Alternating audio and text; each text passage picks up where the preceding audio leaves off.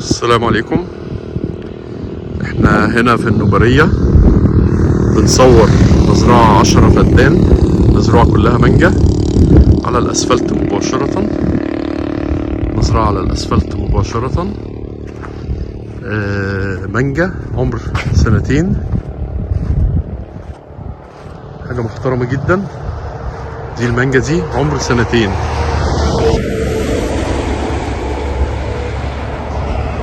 حاجة جميلة جدا.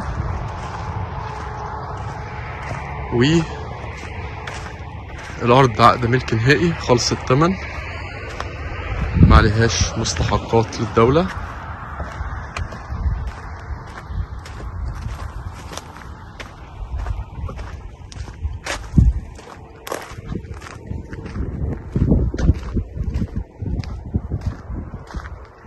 الأرض موقعها ممتاز على الأسفلت.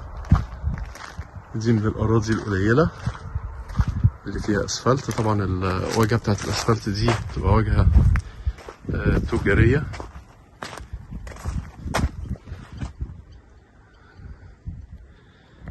هتبتدي تظهر اهي من بداية الموسم بتاع المانجا.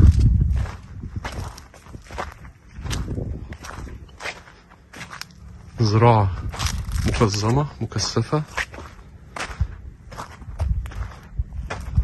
10 فدادين كاملين مانجا.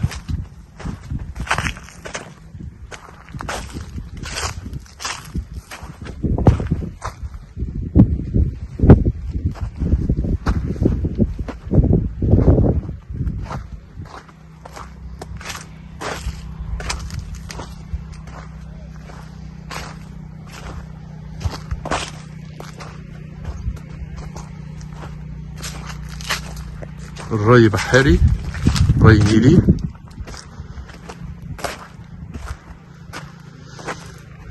هنا في الأراضي بيسموا الري النيلي بيقولوا عليه بحاري، فلقينا ان احنا بنقول كتير الري البحاري، الناس بتفهمنا ان احنا دي ري من البحر. لا، ري بحاري يعني يبقى ري نيلي من النيل، من الترع والتبطينات اللي جاية من النيل. الري بتاع هنا ري نيلي. الأرض كلها، والأرض عقد ملك نهائي، كلها مانجا، كلها مانجا. 10 فدادين. معانا حاجات كتيرة مميزة، وعروضنا دايما فيها الجديد، وإن شاء الله تكون العروض بتعجب حضراتكم. طبعا الأراضي اللي بيبقى عايز أرض، عشان برضو سعر الأرض دي عالي، مش قليل. اللي بيبقى عايز أراضي مواقع حاجة، واللي بيبقى عايز أراضي جوه شوية حاجة تانية. دي أرض على الأسفلت. الأسفلت ده له تمنه. احنا معانا بره ومعانا جوه، يعني معانا حاجات جوه سعرها أقل من كده، ومعانا حاجات على الأسفلت سعرها بيبقى أعلى سعر. دي مانجا، مزروعة كلها مانجا. طبعا الأرض الفاضية غير الأرض اللي متشجرة أو الأرض اللي فيها محاصيل. كل حاجة بتترجم في السعر، أو بتعمل حسابها في السعر، أو في التقييم بتاع السعر النهائي للأرض. فالأرض دي على الأسفلت مباشر، وعلى التبطين مباشر في مدينة النوبرية. واخدة من الترعة مباشر، وكلها زي ما احنا شايفين مزروعة مانجا كيت. المانجا الكيت بتبتدي تنزل السوق من شهر 11 لحد شهر يناير. اخر مانجا بتنزل في السوق طبعا بتمسك سعرها بيبقى عالي، لان كل المانجا بتبقى نزلت كلها في السوق وخلصت، ما عدا المانجا الكيت هي اللي بتنزل اخر حاجة. وهي مانجا اجنبي، اتزرعت بقالها سنين طويلة هنا في مصر، يعني سنين كتيرة قوي، بقالها اكتر من 10 سنين تقريبا. بتمشي كويس جدا في الاراضي الصحراوية، وانتاجيتها غزيرة. الفدان لو معمول صح بيوصل بيجيب لحد 15 طن 16 طن او من 13 طن بيبتدي، يعني من 13 لحد 16 في اللي بيجيب اكتر من كده. بس طبعا ده الرعاية والتشتيل والتكثيف، كل حاجة بتصرف عليها في الارض بترجع لك في الاخر، لان هي زي ما اديتها بتديك. فانا بتكلم في العموم، مش بتكلم على الارض دي تحديدا، انا بتكلم في العموم. فدان المانجا الكيت بيعمل المتوسط بتاعه 15 طن، او نقول من 13 لحد 16 17 طن.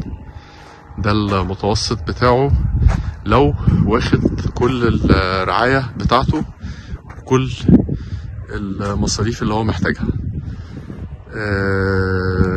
دي المانجا الكيت، وزي ما قلنا المزرعة دي على الاسفلت، يعني سعرها عالي مش سعرها رخيص. فاللي بيستغل السعر ده موقع، اللي عايز زيها جوه بتبقى اقل في السعر من كده، بينزل شوية عن كده. و انا يعني حبيت اوضح علشان بنلاقي في التعليقات ناس بتقول السعر غالي، واللي بيقول السعر غالي دايما يحط في دماغه الموقع، يحط في دماغه الانتاجية بتاعت الارض، ارض واقفة على رجليها ولا ارض لسه بتشتل ولا ارض مش مشتولة اصلا فاضية لسه.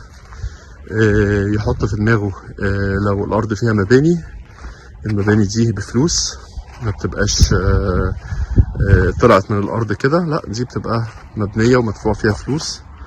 فالتقييم بتاع الاراضي له معايير كتيرة، واحنا الحمد لله العروض معانا كتير، يعني وفي كل منطقة معانا بدل العرض 20 عرض.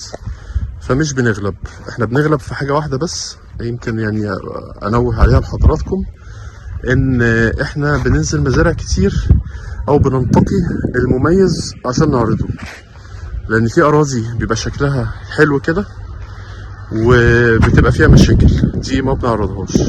الحمد لله كل الناس اللي اتعاملت معانا وعرفتنا على مر السنين عارفة الموضوع ده عننا. فاحنا بنتعب في الحتة دي شوية عشان ننتقي المزارع الحلوة نعرضها. اما موضوع السعر فكل حاجة بسعر السوق، اللي بنلاقيه بيغالي قوي، يعني في اسعار ناس بتطلب اسعار غير منطقية، وبنعتذر او بنسيبهم شوية يجسوا السوق او يجربوا، بعد كده ممكن يعرفوا ان السعر كان غالي ويبتدوا يرجعوا لسعر السوق، فنبتدي نعرض المزارع بتاعتهم. اما موضوع التقييم فدايما ارجو، طبعا ناس كتيرة جدا فاهمة على القناة وفاهمين احسن مني، بس بلاقي تعليقات من ناس بيعتبروا لسه جداد شوية، او يعني واخدين صورة او فكرة غلط. طبعا الاراضي الملك غير اراضي وضع اليد. الاراضي على طريق مصر اسكندرية الصحراوي ما تتقارنش باراضي في المناطق التانية، زي المناطق التانية ما تتقارنش بالاراضي اللي على الصحراوي.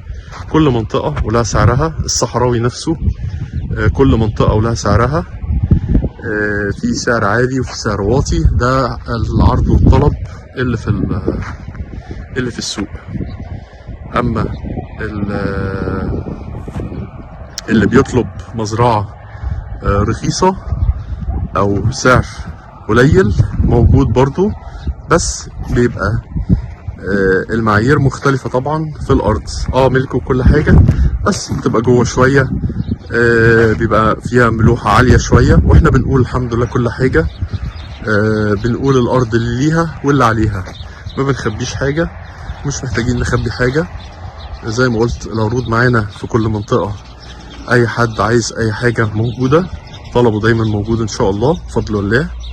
فما بنتعبش في الموضوع دوت، احنا دورنا ان احنا نعرض، ودورنا ان احنا نقول له الارض عليها ايه وعليها ايه، وسعرها عالي شوية او اقل من سعر السوق، تبقى حاجة لقطة. وبنكتب كده بنقول في الوصف بتاع الفيديو ان الارض دي لقطة. في الاول وفي الاخر السوق كبير جدا وفي عروض كتيرة جدا وطلب كتير جدا، فاللي بيشتري دايما لو عنده الخلفية والمعلومات والخبرة بيقدر يقيم صح وبيقدر يشوف الأنسب له إيه. ويا رب دايما نكون بنرشح لكم أو بنعرض لكم أنسب حاجة. والسلام عليكم.